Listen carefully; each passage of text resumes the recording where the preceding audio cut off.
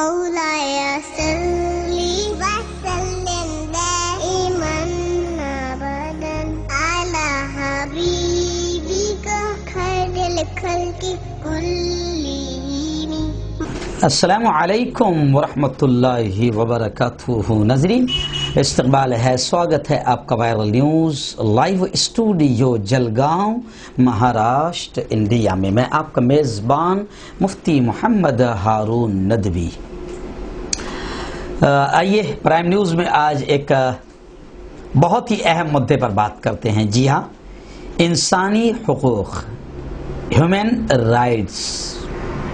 جی، گزشتہ کل 10 دسمبر تھا اور 10 دسمبر کو میرے پاس میں یہ بھی مدعا تھا، لیکن ہم ایک کسی اہم مدعے کو لیتے ہیں. تو میں نے گزشتہ کل سوچا تھا کہ مولانا محمد علی جوہر جو ہمارے اسلاف میں سے ہے، ہمارے بزرگوں میں سے ہے، جن کے قربانیوں کو بھلایا جا رہا ہے یا تذکرہ بھی نہیں کیا جا رہا ہے، تحریک آزادی کے اولین یوں سمجھے کہ صف اول کے مجاہدین میں مولانا محمد علی جوہر بھی رہے. تو میں نے گزشتہ کل 10 دسمبر کو ان کی پیدائش کا دن تھا، تو اس لیے میں نے گزشتہ کل ان کے تعلق سے بہت ساری چیزیں بیان کر دی. لیکن 10 دسمبر کو میں آپ کو بتاؤں کہ 10 دسمبر 1948 کو اقوام متحدہ نے، UNO نے، United declaration of human rights, یعنی اس دن کو گویا کہ پوری دنیا میں تعارف کروایا انسانی حقوق کے دن سے. اور پھر بہت ساری چیزیں انسانی حقوق کے تعلق سے انہوں نے لکھی کہ ایک انسان کے کیا حق ہے، ہر انسان کو کس طریقے سے حق ملنا چاہیے، ذات اور دھرم اور ملک یہ اس میں آڑے نہیں آنا چاہیے، برادریاں اس میں آڑے نہیں آنی چاہیے، ہر انسان کو جو دنیا میں آئے گا اس کے یہ حقوق ہے.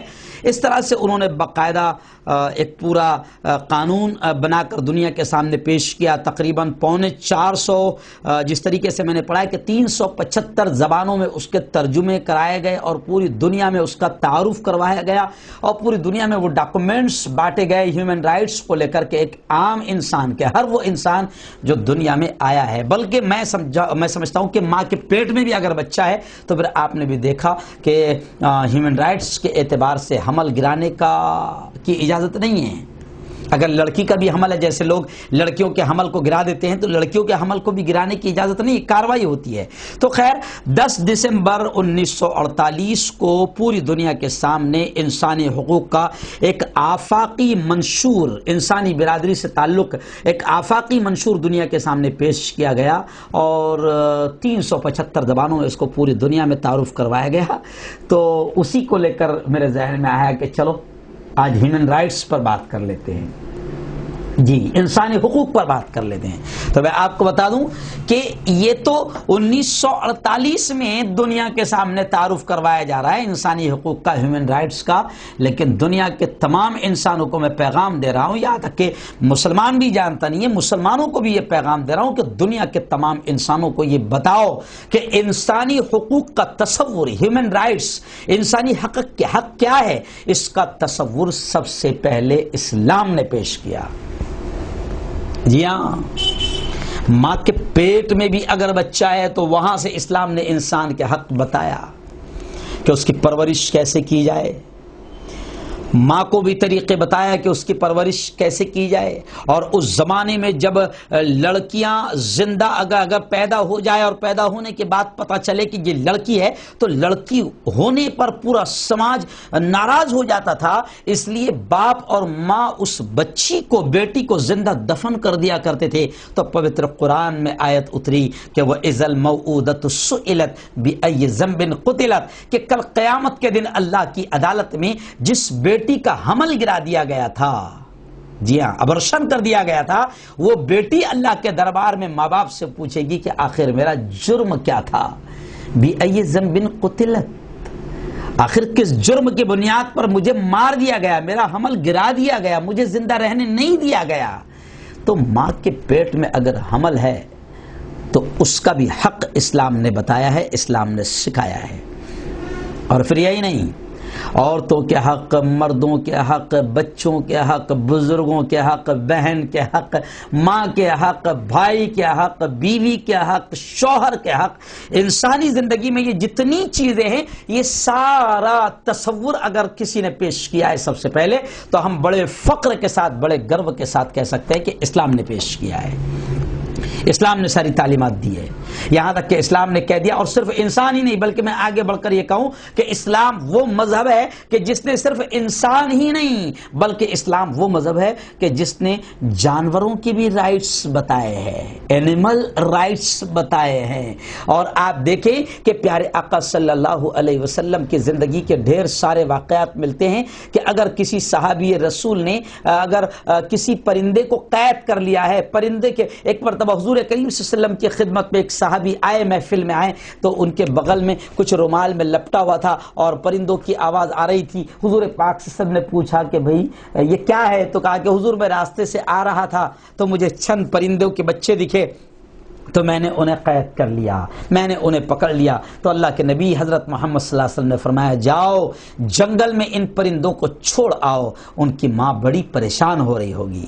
تو پرندوں کے حق بھی، اینیمل رائٹس بھی پیارے آقا صلی اللہ علیہ وسلم نے یعنی اسلام نے تصور پیش کیا، یہاں تک کہ جانوروں کی زبان انسان نہیں سمجھ سکتا ہے تو اللہ کے حبیب نے کہا کہ ان بے زبان جانوروں پر بھی رحم کرو، ان پر ظلم نہ کرو، یہاں تک کہ اونٹ پر کتنا وزن لادا جائے یہ بھی حضرت محمد صلی اللہ علیہ وسلم نے بیان فرمایا ہے۔ اور ایسے واقعات بھی ملتے ہیں کہ بے زبان جانوروں نے بھی رو کر اللہ کے نبی صلی اللہ علیہ وسلم کو اپنے مالک کی شکایت کی کہ کام تو مجھ سے لیتا ہے مگر ویسا کھلاتا نہیں ہے۔ تو اللہ کے نبی صلی اللہ علیہ وسلم نے اس وقت اپنے دوستوں سے کہا، اس وقت انسانوں سے کہا کہ جانوروں پر بھی ظلم نہ کرو، یعنی آپ اندازہ لگاؤ آج دنیا ہیومن رائٹس کی بات کر رہی ہے، سب سے پہلے اس کا تصور اسلام نے پیش کیا اور یہاں تک کہہ دیا کہ ارحموا من فی الارض یرحمکم من فی السماء، کہ تم زمین والوں پر رحم کرو، آسمان والا تم پر رحم کرے گا۔ اخوت، بھائی چارہ، محبت، ایک دوسرے سے پیار، یہ بھی انسانی حقوق میں آتے ہیں، یہ بھی اسلام نے سکھایا۔ آج جو یو این او دنیا کے سامنے ہیومن رائٹس کی بات کر رہی ہے، کیا وہ یو این او اندھی ہے؟ کیا وہ یو این او اندھی ہے؟ انہیں کشمیر میں ہو رہا ظلم دکھائی نہیں دے رہا؟ انہیں آسام میں ہو رہا، برما میں ہو رہا ظلم دکھائی نہیں دے رہا؟ انہیں چائنا میں جو مسلمانوں کو حراستی کیمپوں میں رکھا جا رہا ہے ٹریننگ کے نام پر اور ان کے دھرم کے خلاف ان کو ورغلایا جا رہا ہے، اور جمعہ کے دن چینی حکومت ان کو خنزیر، سور جسے اسلام ناپاک مانتا ہے، اس کا گوشت دیا جا رہا ہے، کیا یو این او اندھی ہے؟ اسے دکھائی نہیں دے رہا ہے؟ کیا فلسطین میں اسرائیلی درندے، اسرائیلی آتنکوادی ظلم و ستم کر رہے ہیں اور فلسطین کی بستیوں پر، اسپتال پر، اسکولوں پر بم برسا رہے ہیں؟ کیا یو این او کو دکھائی نہیں دے رہا ہے؟ کیا اسرائیلی آتنکوادیوں کے ظلم و ستم نہیں دکھائی دے رہے ہیں؟ کیا لاک ڈاؤن، ابھی ہم نے 7-8 مہینے لاک ڈاؤن برداشت کیا ہے، ہمارا لاک ڈاؤن تو بہت اچھا تھا، کھانے پینے کے سامان تھے، انٹرنیٹ شروع تھا، موبائل شروع تھے، بات چیت شروع تھی، ویڈیو کالنگ شروع تھی۔ کیا کشمیریوں کا لاک ڈاؤن آپ نے دیکھا ہے کہ کس طرح ان پر ظلم و ستم کیا گیا؟ کیا یو این او کو کشمیریوں کا لاک ڈاؤن اور کشمیریوں پر ہو رہا ظلم و ستم نہیں دکھائی دے رہا ہے؟ لیکن ان کے بارے میں اگر کوئی بولے، اگر ان انسانوں کے ایسا لگتا ہے وہ انسان نہیں، ہماری نگاہ میں تو وہ انسان ہے، مگر ان انسانوں کے حق کی کوئی بات کریں تو ہمارے ملک کی یہ مکار حکومت اسے آتنکوادیوں کے ساتھ جوڑتی ہے۔ اگر کسان، اگر ان کے حقوق کی بات کریں کہ ہماری زمینوں کو اڈانی اور امبانی کے حوالے کیا جا رہا ہے یا ہمارے حق مارے جا رہے ہیں، کسانوں کا حق مارا جا رہا ہے، تو پھر اس کو دلال میڈیا خالستان سے جوڑنے کی کوشش کرتی ہے۔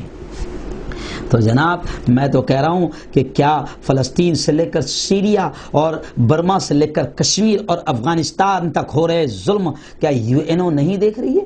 کیا یو این او بہری ہے؟ انہیں مظلوموں کا درد سنائی نہیں دے رہا؟ انہیں چیختے چلاتے بچوں کی آوازیں سنائی نہیں دے رہی؟ انہیں عزتیں لوٹنے والی ماں و بہنوں کے درد سنائی نہیں دے رہے؟ تو یہ سب ڈھکوسلے ہیں، یہ سب ڈھکوسلے ہیں، یہ سب جھوٹی باتیں ہیں۔ اگر یو این او یا دنیا 10 دسمبر کو ہیومن رائٹس دن منا رہی ہے تو میں ان سے کہتا ہوں کہ پوری دنیا میں آپ دیکھیں کہ کس طریقے سے نہتوں پر ظلم کیا جا رہا ہے، کس طریقے سے طاقت کا، پاور کا، سطح کا غلط استعمال کیا جا رہا ہے۔ بھارت سے لے کے لندن تک اور امریکہ تک اگر تم سچے ہو تو پوری دنیا کے انسانوں پر جو ظلم ہو رہے ہیں ان کے خلاف آواز اٹھاؤ، ظالموں کے خلاف بولو، لکھو، بیان کرو، مظلوموں کی آواز بنو، تب جا کر پتا چلے گا کہ تم ہیومن رائٹس منا رہے ہو، عالمی حقوق انسانی کا دن منا رہے ہو۔ ارے یارو، خیر لمبی چوڑی بات ہو جائے گی، میں تو اتنا ہی کہوں گا کہ انسانوں کے حق سب سے پہلے اسلام نے دنیا کے سامنے پیش کیا ہے۔ موضوع لمبا ہو جائے گا، بات لمبی ہو جائے گی، صرف اتنا ہی کہہ کر بات کو ختم کروں گا کہ پیارے آقا صلی اللہ علیہ وسلم نے تو دنیا کو یہ پیغام دیا کہ کوئی کالا نہیں، کوئی گورا نہیں، کوئی اونچی ذات والا نہیں، کوئی نیچی ذات والا نہیں، کوئی SC ST OBC نہیں، کوئی برہمن اپنے آپ کو اونچا ذات کا نہ سمجھے اور بھگوان کے قریب نہ سمجھے۔ پیارے آقا صلی اللہ علیہ وسلم نے تو صاف طور سے یہ کہا لا فضیلت لعربی علی اجمی ولا لعجمی علی عربی ولا لابیض علی اسود ولا لاسود علی ابیض، کہ پیارے آقا کے یہ پیارے پیارے الفاظ ہے کہ کسی عرب کے رہنے والے کو کسی عجم کے رہنے والے پر بھی کوئی فضیلت حاصل نہیں ہے۔ یعنی نبی نے یہ کہہ دیا کہ کوئی مکہ اور مدینہ میں رہتا ہے تو وہ بہت اونچے مقام پر ہوگا، ایسا بھی نہیں ہے۔ اگر کوئی نیپال، بنگال، امریکہ، لندن اور بھارت میں بھی رہتا ہے اور اگر وہ اللہ سے ڈرنے والا ہے، متقی ہے، پرہیزگار ہے، گناہوں سے بچنے والا ہے، اچھائیوں کا کرنے والا ہے، تو نبی نے یہ کہا، قرآن نے یہ کہا کہ اللہ کی نگاہ میں اس کا سب سے اونچا مقام ہے، ذات اور دھرم پر نہیں کہ ہم تو بھگوان کے اوپر کے حصے کے پیدا ہوئے اور وہ تو بھگوان کے نیچے کے حصے، کوئی نچلا اور کوئی اونچا نہیں۔ ہیومن رائٹس میں اس بات کا بھی خیال رکھا جائے کہ ذات، دھرم، ملک، کالا، گورا سب برابر ہے، اور یہ تصور اور یہ کنسپٹ بھی اسلام نے پیش کیا ہے۔ قرآن نے تو یہاں تک کہ کہا کہ تم سب آدم کی اولاد ہو، چاہے کسی ذات کے ہو، کسی دھرم کے ہو، تمہارے سب کے باپ آدم اور تمہارے سب کی ماں ہوا ہے، اس اعتبار سے تم ایک دوسرے کے قریبی ہو، بھائی ہو، سب کے باپ آدم ہے، سب کی ماں ہوا ہے، چاہے وہ کسی ذات کا ہو، کسی دھرم کا ہو۔ اور پھر آگے اللہ نے یہ بھی کہا کہ جو تقوی اختیار کرے گا، جو پرہیزگاری اختیار کرے گا، جو گناہوں سے اپنے آپ کو بچائے گا، جو نیکیاں کرے گا، جو اپنی زندگیوں کو صحیح گزارے گا، وہ اللہ کے پاس سب سے زیادہ پیارا ہے، وہ خدا کو سب سے زیادہ پسندیدہ ہے۔ ایسا نہیں ہے کہ وہ سید ہے، مسلمانوں میں جیسے کہا تھا کہ سید، وہ سید ہے اور پھر گناہ بھی کر رہا ہے، وہ مکے کا ہے، مدینے کا ہے، نمازیں چھوڑ رہا ہے، گناہ کر رہا ہے، نیکیاں نہیں کر رہا ہے، ظلم کر رہا ہے، ظالم بنا ہوا ہے، گناہگار بنا ہوا ہے، فاسق اور بدکار بنا ہوا ہے، تو اللہ اس سے اس لیے پیار کرے گا کہ وہ مکہ کا ہے، مدینہ کا ہے، سید ہے؟ ایسا کچھ نہیں۔ اللہ کی نگاہ میں اس کے تمام بندے ہیں، سب ایک جیسے ہیں۔ ہاں، اللہ کے سب سے زیادہ قریب اور اللہ کا سب سے زیادہ پسندیدہ اور محبوب وہ ہوگا جو گناہوں سے اپنے آپ کو بچائے گا۔ تو ہیومن رائٹس ڈے پر مجھے اتنا ہی یاد آ گیا، میں صاف طور سے کہوں گا کہ امریکہ، روس، فرانس، جرمنی، ویٹو کیا یہ کر رہے ہیں؟ دنیا کی سپر پاور ملکوں کے ساتھ دوسرے ممالک بھی تو منمانی کر رہے ہیں۔ دہشت گردی کو ختم کرنے کے نام پر امریکہ نے کتنی دہشت گردی کیا، اسرائیل نے کتنی دہشت گردی کیا، فلسطین کے کتنے نہتے، لاچار اور مجبوروں کو مارا گیا، کتنے بچوں کو شہید کیا گیا۔ شاید اس علاقے میں کوئی گھرانہ ایسا نہیں ہے کہ جس گھرانے میں اور جس خاندان میں کوئی جوان شہید نہ ہوا ہو۔ تو کہاں ہے تمہاری یو این او اور ہیومن رائٹس؟ ارے مکاری اور غداری بند کرو۔ ہیومن رائٹس ڈے پر میں تم کو اتنا ہی پیغام دوں گا کہ تم بھی اگر خیریت سے رہنا چاہتے ہو اور امن و امان اور سکون سے دنیا اگر رہنا چاہتی ہے تو پھر تمام انسانوں کو ان کے حقوق دو۔ بھارت کے میں لوگوں سے بھی کہوں گا کہ کوئی اونچ نیچ نہیں، کوئی اعلیٰ اور افضل نہیں، کوئی اونچے رتبے والا اور اونچے مرتبے والا اور کوئی گھٹیا مرتبے والا، کوئی گھٹیا نہیں۔ جی ہاں، سب اللہ کے بندے ہیں، سب انسان ہیں اور سب کو ایک جیسا حقوق دو تو تمہاری زندگی میں بھی سکون آئے گا۔ اور اگر تم نے اونچ نیچ اور ذات اور دھرم کے ساتھ فرق کیا اور ظلم کا عام کیا تو یاد رکھو فرعون تباہ ہو گیا، نمرود تباہ ہو گیا، شداد تباہ ہو گیا، تو تم کون سی کھیت کی مولی ہو۔ میں ہیومن رائٹس ڈے پر اتنا ہی پیغام دوں گا کہ تمام انسانوں کے حق کو جانو، ان کے درد کو سمجھو اور تمام کو یکساں ایک جیسے حقوق دو، مساوات، برابری کا حق دو۔ صرف زبانوں میں اور دستور اور لا اور سنویدھان میں لکھنے سے کام نہیں چلے گا، ان کو ہر انسان کو اس کا حق دو تو پھر ملک بھی وکاس کرے گا، ملک بھی ترقی کرے گا۔ بلکہ میں یہ بھی کہوں گا، وقت کی حکومت سے یہ کہوں گا کہ مالداروں کی دلالی بند کرو، اڈانی اور امبانی کی دلالی بند کرو، ملک کے سچے وفادار بنو، ملک میں ہر انسان کو اس کا حق دو، ملک ترقی کرے گا، تم بھی ترقی کرو گے۔